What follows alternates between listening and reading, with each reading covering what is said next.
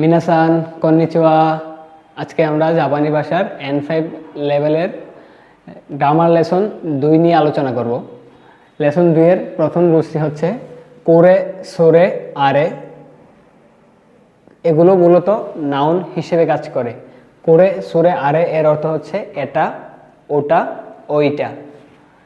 এগুলো সবসময় কোনো বস্তুকে নির্দেশ করতে ব্যবহার করা হয়, অর্থাৎ কোনো প্রাণীর ক্ষেত্রে এগুলা ব্যবহার করা হবে না। এগুলোর পরে সবসময় একটি ওয়া পার্টিকেল বসবে, কারণ এগুলো নিজেই একটা নাউন, আর নাউনের পরে ওয়া পার্টিকেল বসবে। যেমন কোরে ওয়া হোন দেশ, এটা হয় বই, অর্থাৎ এটা হচ্ছে বই। পরবর্তী রুলসটা হচ্ছে কোনো, সোনো, আনো। এগুলো অনেকটা কোরে, সোরে, আরের মতোই অর্থ করে, কিন্তু পুরোপুরি না। এগুলোর পরে ডিরেক্ট একটা নাউন বসবে, কারণ এগুলো সরাসরি নাউন নয়, নাউনকে মডিফাই করে। এগুলোর পরে নাউন বসে, নাউনের পরে একটা পার্টিকেল বসবে। কোনো, সোনো, আনো এর অর্থ হচ্ছে কোনো মানে হচ্ছে এই, সোনো মানে হচ্ছে ওই, আনো মানে হচ্ছে ওই। এগুলো নাউনের আগে বসবে এবং নাউনকে মডিফাই করবে। কোনো হোন ওয়া ওয়াতাশিনো দেশ, এই বইটি আমার। কোনো হোন, এই যে কোনোর পরে একটা নাউন বসছে, তারপরে ওয়া পার্টিকেল বসছে, আর উপরে কোরে, সোরে, আরে এরপরে ডিরেক্ট একটা ওয়া পার্টিকেল বসছে। পরীক্ষায় মনে রাখার জন্য এইভাবে খেয়াল রাখবেন। এগুলোর পরে ডিরেক্ট একটা বই নাউন বসবে, তারপরে পার্টিকেল, আর এগুলোর পরে ডিরেক্ট পার্টিকেল বসে যাবে। পরবর্তী রুলসটা হচ্ছে সৌদেশ, হ্যাঁ তাই, এই অর্থে। কোনো নাউনকে উল্লেখ করে যদি কোনো প্রশ্ন করা হয়, তখন উত্তর দেওয়ার ক্ষেত্রে হ্যাঁবাচক উত্তর দেওয়ার সময় সৌদেশ ব্যবহৃত হয়। যেমন কোরে ওয়া হোন দেশকা, এটা কি বই?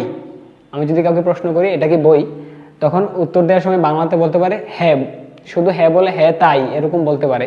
সেক্ষেত্রে হাই সৌদেশ, হ্যাঁ তাই বা হ্যাঁ বই। উত্তর নেগেটিভ হইতে পারে, এটা বই না হয়ে অন্য কিছু হইতে পারে।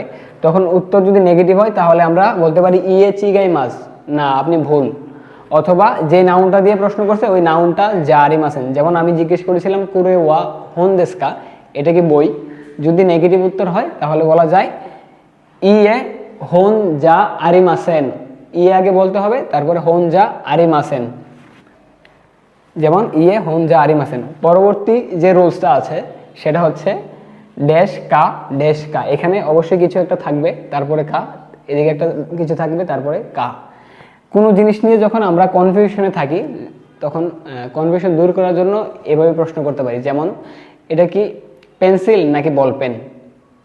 এটা কি বই নাকি খাতা? এটা কি 1 নাকি 7? এই ধরনের কনফিউশনমূলক প্রশ্ন করার জন্য এই রুলসটা ব্যবহার করা হয়। যেমন কোরে ওয়া হোন দেশকা, এটা কি বই, জাস্টি দেশকা নাকি ম্যাগাজিন?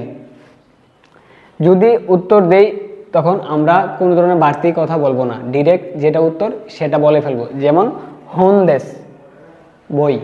পরবর্তীতে আরেকটা এক্সাম্পল দেই, কুরে ওয়া ইচি দেশকা নানা দেশকা, এটা কি 1 নাকি 7?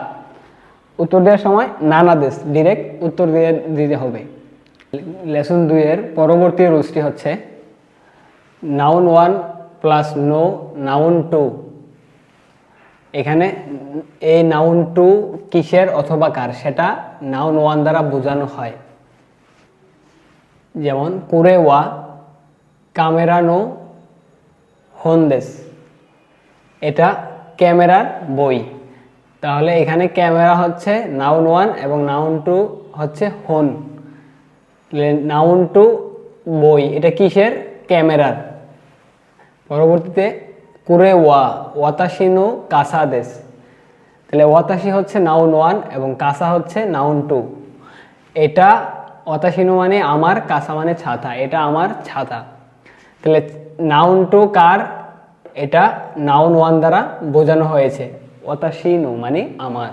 পরবর্তী রুলসটা হচ্ছে নো সাবস্টিটিউটিং ফর নাউন।